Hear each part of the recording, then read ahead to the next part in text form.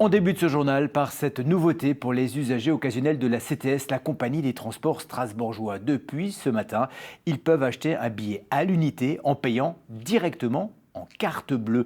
La nouveauté est une expérimentation sur une ligne pour l'instant. Explication de Claire Perrault et d'Emmanuel Gambette.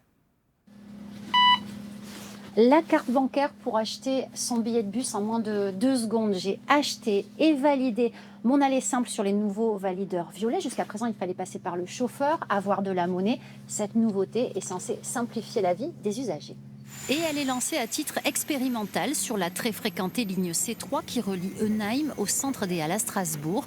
Un moyen supplémentaire de paiement, surtout destiné aux voyageurs occasionnels. C'est une part importante de nos usagers, les touristes, qu'ils soient en vacances à Strasbourg, de passage sur un week-end, un plus longtemps, ou des professionnels qui viennent sur un salon, un congrès pour Strasbourg, ou des voyageurs qui sont très occasionnels. 2,10 € le ticket, même prix qu'à la borne, mais moins cher que via le chauffeur. Avec l'open paiement, on peut acheter 4 billets simultanément. Je trouve que c'est bien parce que quand les gens n'ont pas de monnaie sur eux, moi en plus qui n'ai jamais de monnaie sur moi, je me sers que de ma carte bancaire, donc c'est parfait. Vous allez l'utiliser ?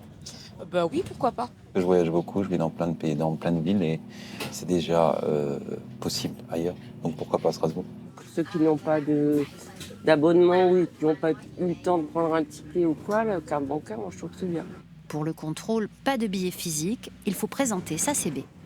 Le contrôleur pose la carte bancaire sur son terminal de contrôle et il peut voir à quelle heure, sur quelle date et à quel endroit du réseau on a validé son titre et s'il est bien valable. Fin mars, l'open paiement sera aussi proposé sur la ligne G qui traverse l'espace européen de l'entreprise. À l'automne, il devrait être généralisé à tout le réseau.